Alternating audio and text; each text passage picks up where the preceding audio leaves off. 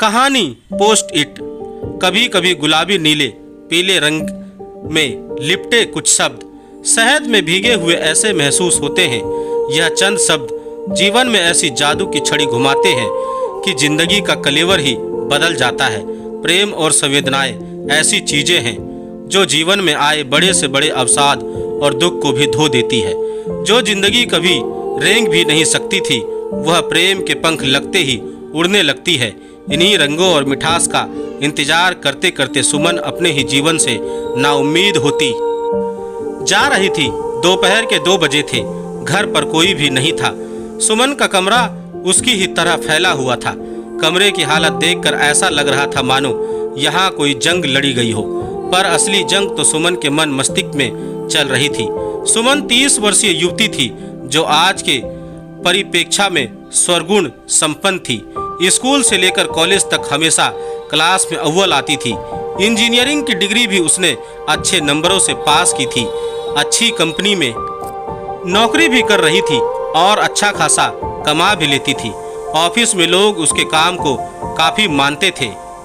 अगर सब कुछ सही था तो सुमन की जिंदगी इतनी बिखरी हुई क्यों थी? सुमन अपने बिस्तर पर किसी फटी चादर से बिछी हुई थी। आंखों के नीचे आया कालापन बता रहा था कि वह कई रातों से सोई नहीं थी। बिखरे हुए बाल, सूजी आंखें उसके रूप को भयावह बना रहे थे। उस बेहोशी की अवस्था में भी उसके कानों में बड़ी माँ के कहे शब्द गूंज रहे थे। छोटी बहू अपनी बिटिया को अब तुम जोगन ही बना दो। शादी ब्याह तो इसका होने से रहा। हम कब से कह रहे थे इतना पढ़ाने लिखने पर पैसा झोंकने से अच्छा है कि इसका वजन कम करने के लिए ही 2 कौड़ी गवाते। कम से कम शादी तो हो जाती लड़की की। बोल बोल कर हमारी तो जुबान ही सूख गई है कि शादी डिग्री देख कर ना होती, उसके लिए रंग रूप और सुडौल शरीर की जरूरत होती है। 30 की हो गई है, हमें क्या छाती पर मूंग दलने दो उम्र भर। सुमन के वजन के कारण न सिर्फ उसे बल्कि उसके माता पिता को भी उल्हानों का सामना करना पड़ता था। सुमन अपने शरीर के वजह से उतनी परेशान नहीं थी जितनी परेशान वह समाज और रिश्तेदारों के तानों के वजह से थी।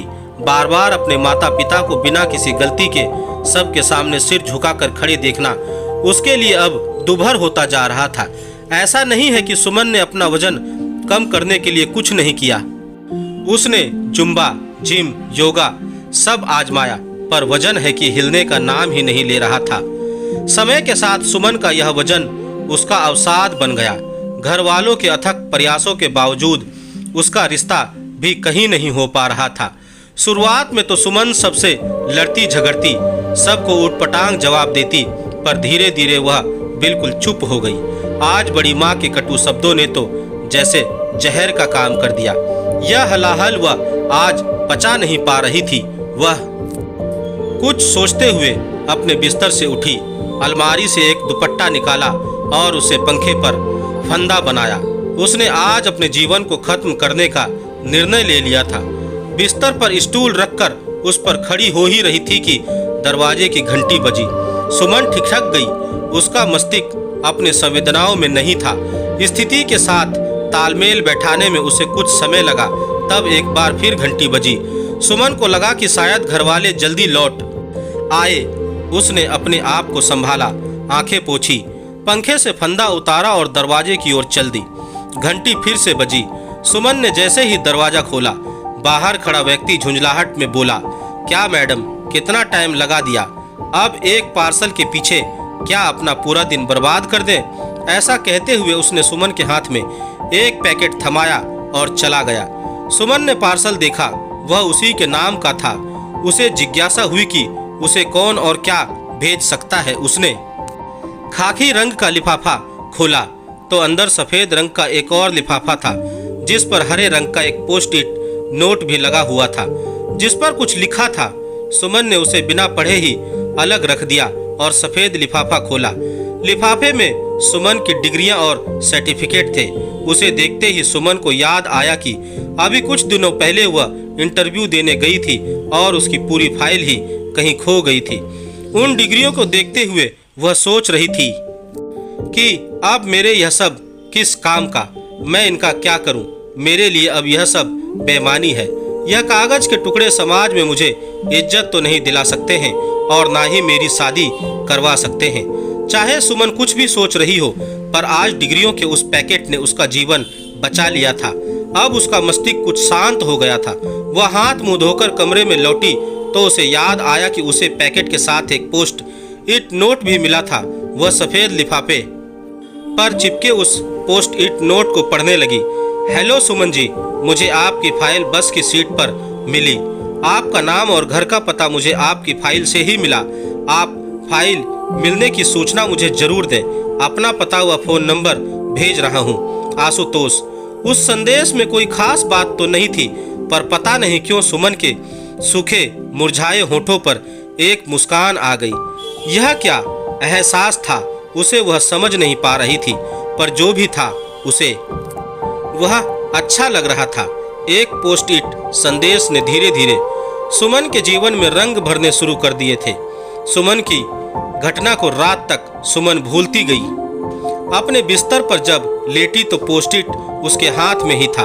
वह बार बार संदेश को पढ़ रही थी। कुछ सोचकर वह बिस्तर से उठी और अपने टेबल पर गई। उसने दराज से पोस्ट इट निकाला और उस पर लिखना शुरू किया। हेलो आशुतोष, मेरी फाइल लौटाने के लिए बहुत बहुत धन्यवाद। इसे मुझे भेज कर आपने मेरी बहुत मदद की है। सुमन लिफाफा सुमन ने एक अनजान अपेक्षा से भेजा था। अपेक्षा जवाब की 8-10 दिनों तक कोई जवाब नहीं आया तो सुमन ने खुद को समझाया, मैं भी कैसी पागल हूँ, कोई भला धन्यवाद का जवाब क्यों भेजेगा। यह तो बहुत सामान्य सी घटना थी कि किसी राह चलते को मेरी फाइल मिली और उसने इंसानियत के नाते मुझे वह वापस भेज दी। लेकिन यह बात तो है कि वह पोस्ट इट संदेश जरूर ईश्वर ने ही भिजवाया है, क्योंकि उस एक संदेश ने मुझे उस समय अपनी बेहोशी से बाहर निकाला। खुद को ऐसा समझाकर सुमन ने फिर से एक बार अपने थके हुए जीवन को जीना शुरू किया। फिर एक बार वही लोगों के ताने और हर कदम पर वजन कम करने के उपाय देते शुभ चिंतक। वजन बढ़ने के डर से सुमन ने खाना छोड़ दिया। कसरत करते करते दर्द से बेहाल हो गई। फिर भी वजन है कि कम होने का नाम ही नहीं ले रहा था। उस पर उसे शादी के लिए रिजेक्ट करने वालों की फहरिस्त बढ़ती ही जा रही थी। सुमन अक्सर सोचती कि समाज दूसरों से बुरा व्यवहार करने वाली सुंदर स्त्री को स्वीकार करता है, पर जरा रूप रंग में 19-20 हुआ तो स्त्री रिजेक्ट हो जाती है। उसके मन में यह बात पक्की हो गई थी कि मोटे भद्दे लोगों का समाज में कोई स्थान नहीं है और ना ही उन्हें कोई स्वीकार करता है। सुमन की सोच बिल्कुल गलत नहीं थी, पर उसे मालूम न था कि जीवन उसे बहुत सुंदर उपहार देने वाला है। वह कहते हैं ना, जब रात सबसे ज्यादा काली होती है तभी खूबसूरत सवेरा होता है, और वह सवेरा सुमन के जीवन में भी आया। दरवाजे की घंटी बजी। माँ ने दरवाजा खोला और सुमन को आवाज लगाई, सुम्मी, ओ सुम्मी, देख तेरे लिए कोई लिफाफा आया है। सुमन ऑफिस जाने की तैयारी में थी। वह आवाज सुनते ही दरवाजे की ओर लपकी। उसे संदेशा हो गया था कि वह लिफाफा उसने भेजा है। उसने लिफाफा लिया और उसे खोला। इस बार लिफाफे के अंदर 2 पोस्ट इट लगे थे। सुमन की खुशी का ठिकाना ना रहा। उसने कमरे का दरवाजा बंद किया और पोस्ट इट संदेश पढ़ने लगी। हेलो सुमन जी, आपका जवाब देखकर अच्छा लगा। क्षमा चाहता हूँ कि मुझे जवाब भेजने में जरा देर हो गई। वैसे आपकी लिखावट बहुत सुंदर है। आपके सर्टिफिकेट से पता चला कि आप पढ़ने लिखने में भी काफ़ी अच्छी हैं। अगर आपको आपत्ति ना हो तो मैं पूछना चाहूँगा कि क्या आप कहीं नौकरी करती हैं? इस सवाल का जवाब तो सुमन को देना ही था। सुमन ने तुरंत अपने दराज से पेन और एक चटकीले रंग का पोस्ट इट निकाला और उस पर अपने बारे में सारी जानकारी लिख भेजी। अब संदेशों का यह सिलसिला निरंतर चलने लगा। उन 2-3 पंक्तियों के संदेश का सुमन बेचैनी से इंतजार करती। उसके जीवन में एक अनदेखी अनजानी सी लहर आ गई थी। वह इस पोस्ट इट रिश्ते में खुलकर सांस ले रही थी। उसे पता था यहाँ कोई उसके रंग, रूप या वजन को जज नहीं करेगा। सुमन के जीवन से निराशा और अवसाद धीरे धीरे खत्म होने लगे थे। पोस्ट इट के उन संदेशों ने जैसे जादू की छड़ी ही घुमा दी थी। अब ना तो उसे अपना मोटापा दिखाई देता और ना ही लोगों के ताने अब चुभते थे। जैसे जैसे समय गुजरता जा रहा था, संदेशों में भावनाओं की अंतरिता और आत्मीयता बढ़ने लगी थी। पोस्ट-इट का गुलाबी रंग सुमन के गालों पर भी दिखने लगा था। सुमन ने उन पोस्ट-इट संदेशों को अपने संदूक में बड़े प्रेम से सजा कर रखा था। उसके लिए आशुतोष किसी परी कथा सा था। आशुतोष भी खुद को सुमन की ओर आकर्षित महसूस कर रहा था। संदेशों की चाशनी से दोनों के जीवन में मिठास घुल गई थी। सुमन आजकल चहकी चहकी रहती थी। पूरे 2 महीना तक संदेशों के जरिए बात होती रही।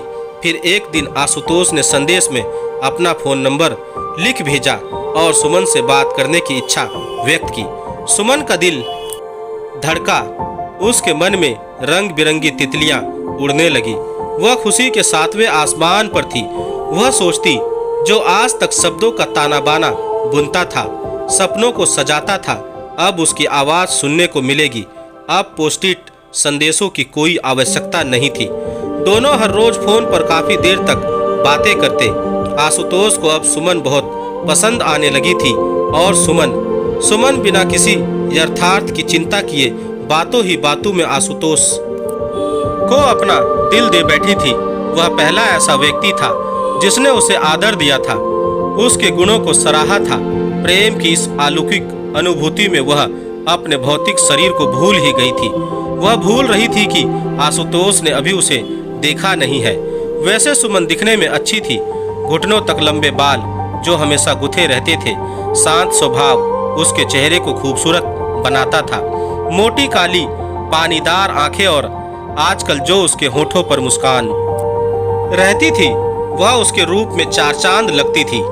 उसकी सुंदरता का तो कोई जवाब ही नहीं था।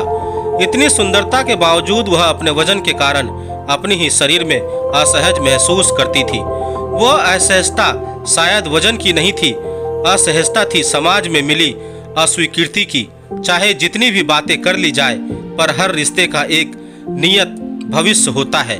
भविष्य के इस मुकाम को पाने के लिए प्रत्येक संबंध को आगे बढ़ाना पड़ता है। चाहे जितना सुकून मिले, एक जगह रुका नहीं जा सकता। ऐसा ही कुछ सुमन के साथ भी हुआ। शाम को 7 बजे रोज की तरह सुमन के फोन की घंटी बजी। सुमन जानती थी कि फोन आशुतोष का है। उसने चहकते हुए फोन उठाया और कुछ बातचीत हुई और उसके बाद आशुतोष बोला, सुमन अब बहुत हुआ यह सब। मैं तुमसे मिलना चाहता हूँ। हमारे बीच के इस रिश्ते को एक नाम देना चाहता हूँ। एक शहर में ही रहकर आज तक हम मिले नहीं है। मुझे तुम बहुत पसंद हो।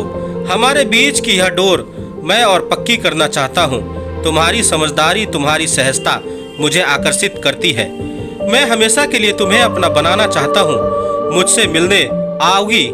इतना सुनते ही सुमन के हाथ पैर कांपने लगे, गला सूख गया, सांस फूल गई। उसने कोई जवाब दिए बिना ही फोन काट दिया।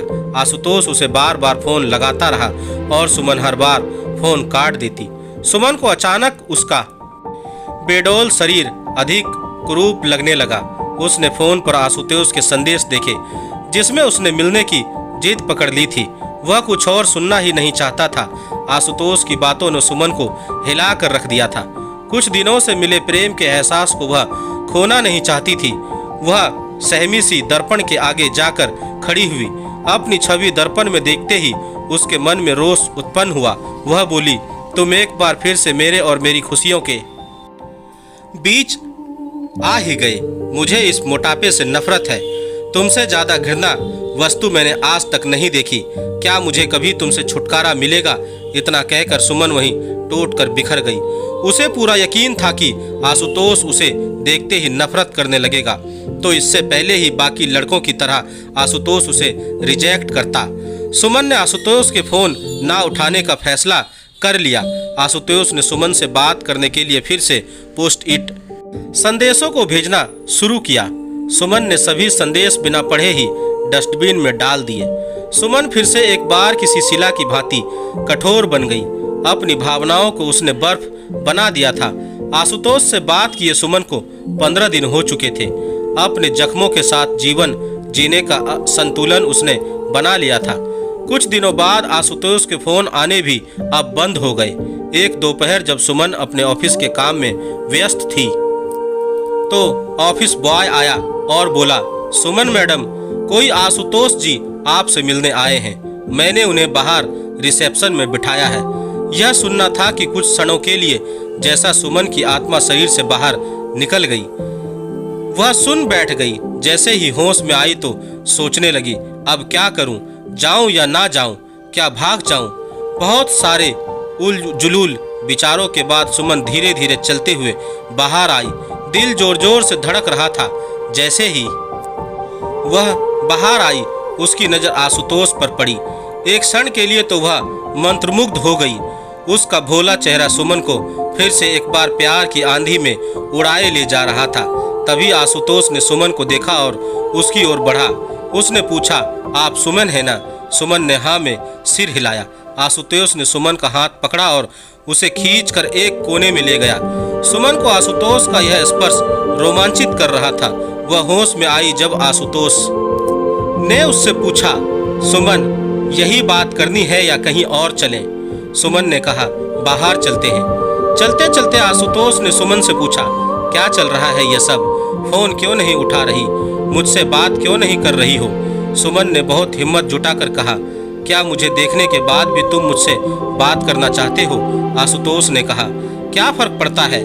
और क्या तुम सिर्फ इस वजह से बात नहीं कर रही हो?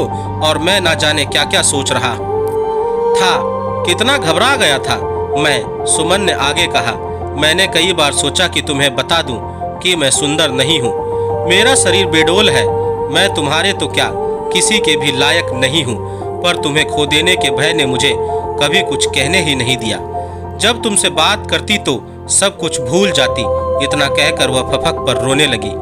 आशुतोष ने अपनी दोनों हथेलियों में सुमन का चेहरा उठाया और बोला, तुम मुझसे बात करते समय शरीर के बारे में क्यों भूल जाती थी? पता है, क्योंकि हमारा रिश्ता शरीर का है ही नहीं। तुम्हारे प्रति मेरा खिंचाव और जुड़ाव तुम्हारी आंतरिक सुंदरता से है। तुम इतनी सुंदर हो कि मैं अपनी पूरी जिंदगी तुम्हारे साथ बिताना चाहता हूँ।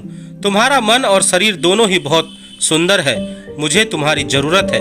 सुमन की आंखों से आंसू बहने लगे। उसे आशुतोष किसी फरिश्ते से कम नहीं लग रहा था। वह पथराई आंखों से आशुतोष को एकटक देख रही थी। आशुतोष ने उसका हाथ अपने हाथ में लेते हुए कहा, सुमन, यह मत सोचना कि मैं तुम पर कोई एहसान कर रहा हूँ। इस रिश्ते के लिए हाँ तभी करना जब तुम चाहती हो। किसी दबाव में मत आना। मैं भी कोई स्वर्ग से उतरा हुआ तो नहीं हूँ। ऐब तो मुझमें भी है, और फिर मैं किसी फिल्म स्टार जैसा भी तो नहीं दिखता। आशुतोष की इस बात पर दोनों ही खिलखिलाकर हंसने लगे। जाते समय आशुतोष ने सुमन के हाथ को प्यार से सहलाते हुए कहा, सुमन, हमारा रिश्ता पोस्ट इट के उन रंग बिरंगे संदेशों की तरह ही होना चाहिए जिसके एक एक शब्द में छिपे रंग और जज्बात कभी भुलाए नहीं जा सकते।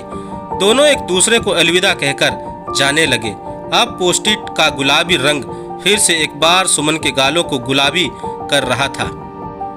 दोस्तों, आपको मेरी यह कहानी कैसी लगी? आप मुझे मेरे कमेंट्स बॉक्स में जाकर मुझे बता सकते हैं। और अगर आप मेरे चैनल पर नए हैं तो मेरे चैनल को सब्सक्राइब जरूर करें और बेल आइकन का बटन भी दबा दें। धन्यवाद दोस्तों।